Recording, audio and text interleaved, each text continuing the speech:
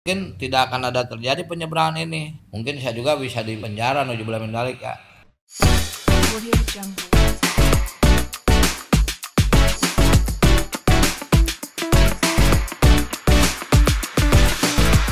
Audio Jungle.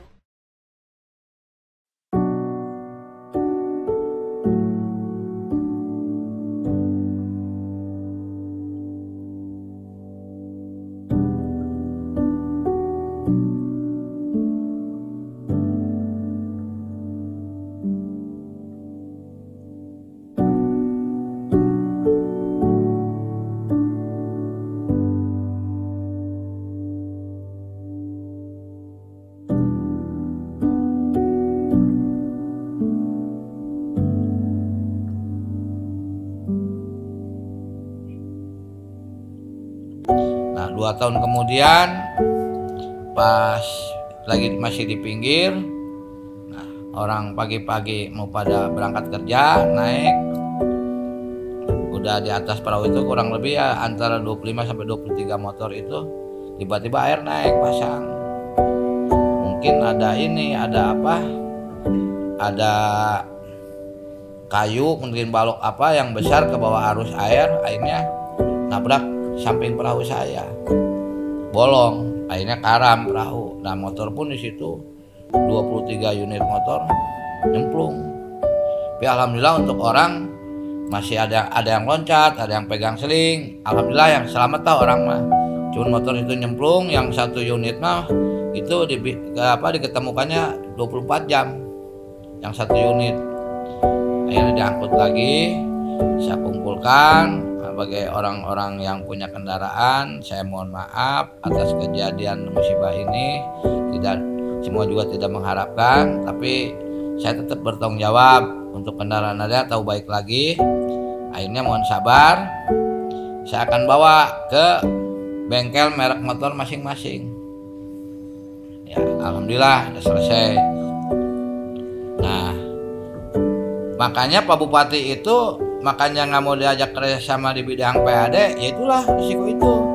Tapi saya nggak bilang Pak Bupati, mungkin kalau saya bilang ada kejadian itu Bupati, nah mungkin kata gua apa lu kan gitu. Nah ini saya nggak bilang, diam-diam aja.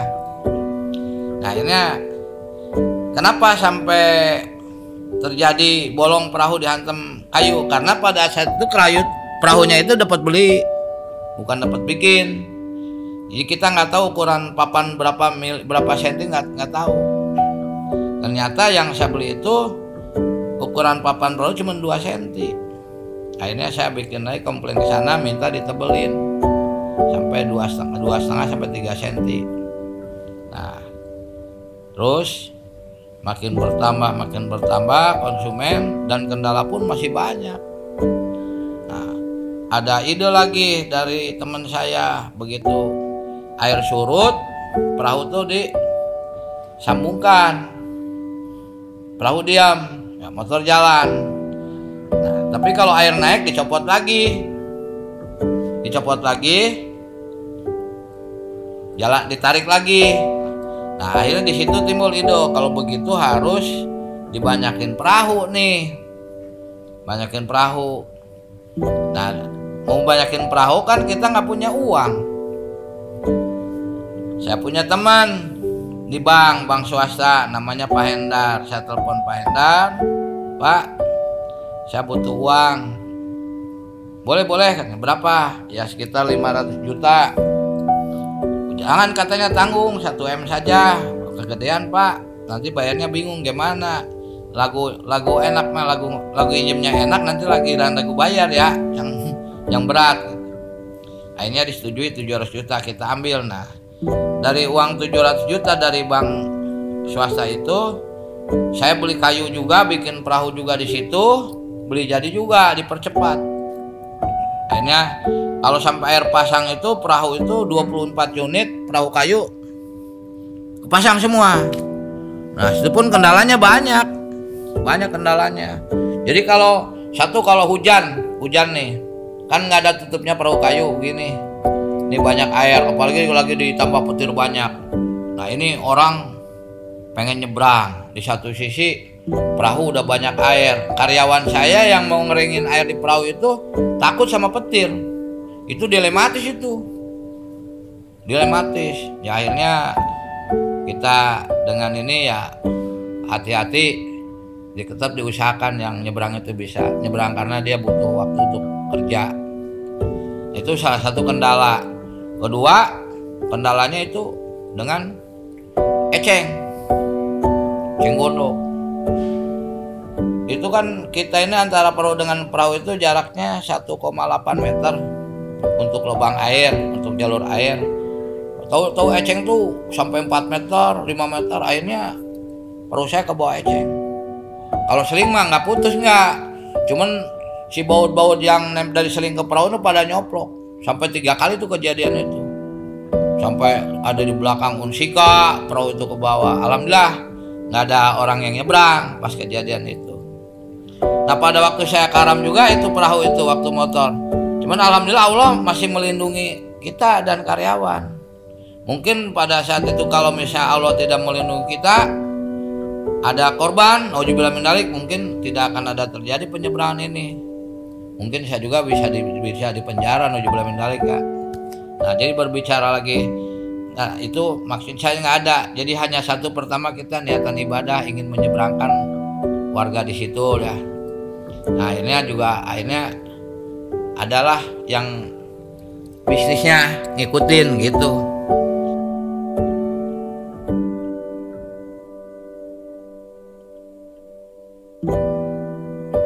Nah jadi kita begitu ini inovasi lagi dari perahu kayu. Kita ganti, kebetulan ada teman lagi yang nawarin perahu dari besi. Itu tahun kurang lebih antara 2016 atau 2017. Nah nanti saya untuk masalah untuk sekarang ini kalau 10.000 motor alhamdulillah nggak kurang ya motor yang lewat ya, sehari semalam, itu pun kalau hari kerja, kalau hari libur mah enggak. Nah begitu kita pakai perahu besi, kita butuh uang lagi. Akhirnya kita pinjam ke bank milik pemerintah lah, milik BUMN. 2 kali pinjam saya itu. Yang sana yang bank swasta udah beres. Nah tinggal untuk perahu besi ini, satu pasang perahu besi itu membutuhkan biaya kurang lebih pada saat itu 300 juta. Nah, saya pinjam ke bank pemerintah, milik pemerintah. Dapat suntikan tuh 900 juta. Saya bikin masih kurang kan, bukan untuk perahu aja kan, kita juga ngecor jalan, hot mix jalan kan, banyak untuk segala macam penerangan segala macam lah. Nah, sampai kedua udah beres, saya pinjam lagi ke bank pemerintah. Sampai sekarang pun saya belum lunas nih ke bank pemerintah, masih ada angsuran lah kurang lebih 1 tahun lagi. Nah akhirnya sekarang alhamdulillah. Nah waktu perahu besi pun itu saya sempat terjadi juga, karena lebarnya itu udah dilebarin sama saya untuk lebang jalur air itu 4 meter, ternyata masih ada yang lebih. Nah, sekarang alhamdulillah udah untuk jalur eceng itu yang pertama saya lebarin sampai 7 meter.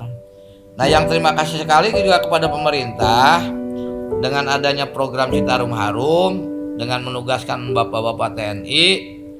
Sekarang alhamdulillah kita terbantu, eceng udah mulai berkurang.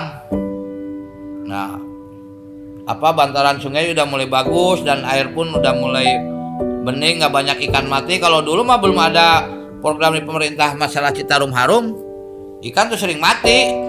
Air Citarum tuh kayak got aja gitu. Sekarang alhamdulillah nah, bapak-bapak TNI dan dari Bandung itu sampai ke ujung pantai laut itu ada berapa sektor, dan tiap sektor itu dikomandoi oleh dan sektor yang berpangkat pamen kolonel.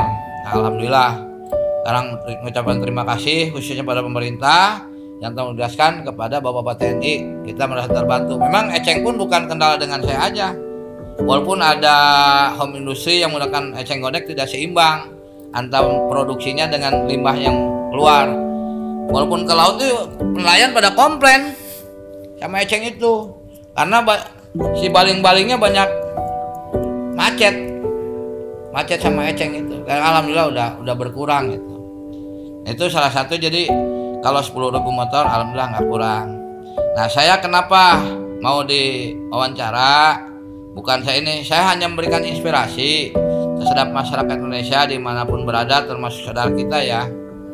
Siapa tahu di daerahnya masing-masing ada yang bisa begini, bisa dimanfaatkan, tapi tetap harus kewaspadaan, harus hati-hati karena kalau namanya di atas air tuh menyangkut nyawa gitu.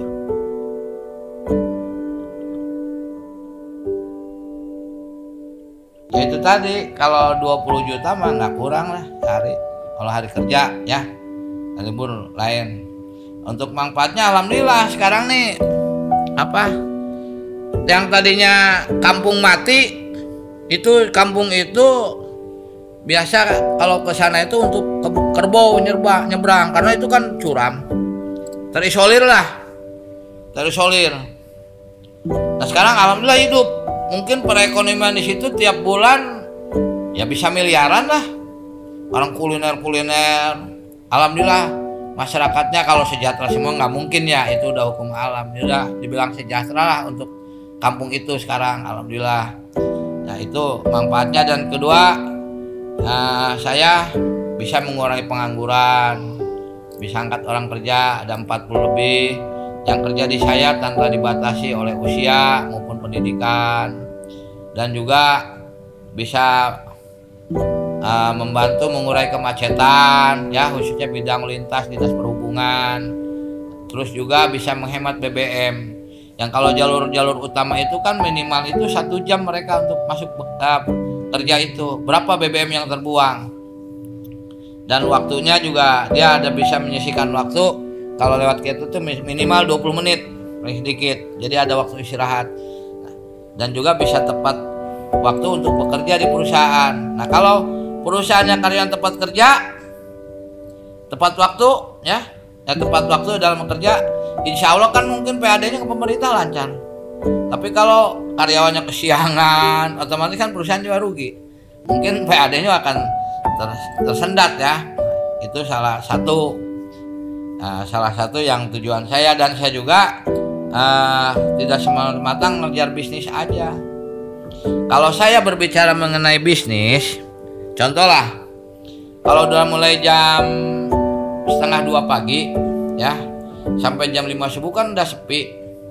Itu paling yang lewat hanya beberapa orang lah. Anggaplah paling banyak 20 orang. Kalau kita bisnis berarti cuma 40.000 ya. Nah, terus apalagi airnya lagi pasang, tidak bersahabat.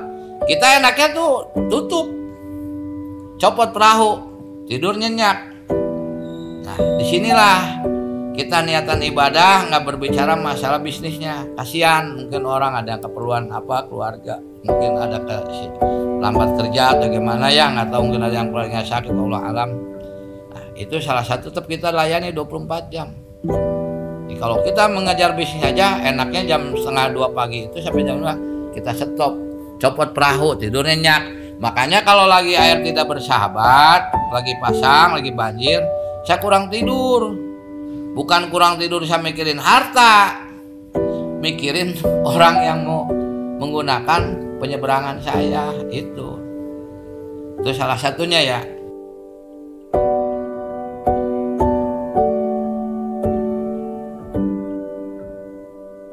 Jadi menghubungkan Desa Anggadita dengan Desa Parungmulia.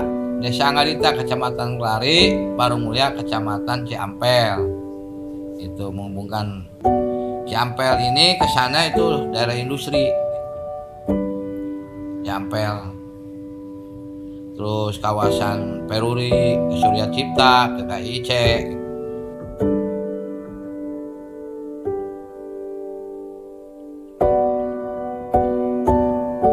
Ya harapan kedepannya mah kita mudah-mudahan bermanfaat bagi semuanya lah gitu. Mudah-mudahan selalu Allah melindungi gitu kan. Intinya bisa bermanfaat untuk semua, bukan saya aja, terhadap lingkungan, semua juga yang menggunakan penyeberangan ini bisa bermanfaat gitu. Dan berkah, selamat, lancar kan gitu.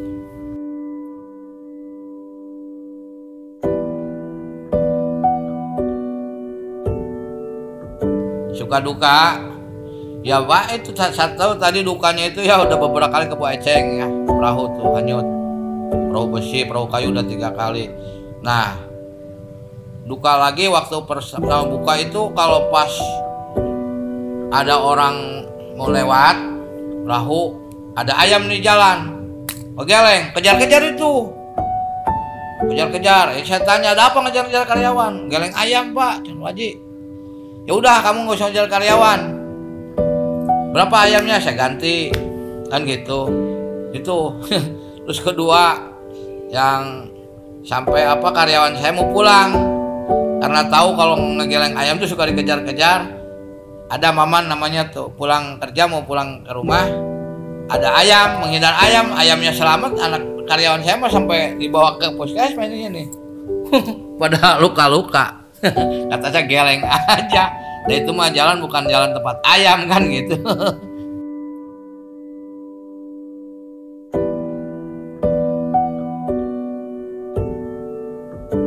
Ambil alih pemerintah, hoak itu mah nggak ada pemerintahan yang mana yang sekejam mau ngambil alih, nggak ada. Ya kalau memang waktunya Allah sudah menentukan, kenapa takut? Harta, tahta, jabatan itu titipan dari Allah, kan gitu. Sekarang pemerintah mengambil alih, apa masalahnya? Apakah saya merugikan pemerintah? Apakah saya merusak aset pemerintah? Justru saya kan banyak bantu program pemerintah.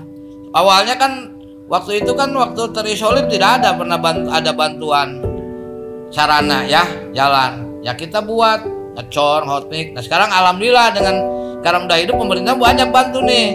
Ya mungkin pada saat itu bukan pemerintah tidak peduli, mungkin kan dengan keterbatasan anggaran, ya kan pemerintah akan memfokuskan dulu prioritas pada yang lebih produktif. Dan nggak mungkin mendahulukan sama yang tidak produktif, pasti akan produktif dulu. Nah karena pemerintah kan anggaran bagi-bagi untuk belanja pegawai kan, sosial segala macem kan gitu. Nah sekarang alhamdulillah dengan ini jalan pemerintah udah banyak bantu nih. Salam terima kasih khususnya pemerintah Kabupaten Kerawang yang dinohodai oleh Ibu Dr. Hajah Celika Nurhadiana. Alhamdulillah Bu, terima kasih Bu, udah jalan sekarang udah mulai bertahap nih bangun gitu. Alhamdulillah, mudah-mudahan udah semua Bu ya untuk Angadita Bu biar lancar. Terima kasih banyak Bu atas perhatiannya.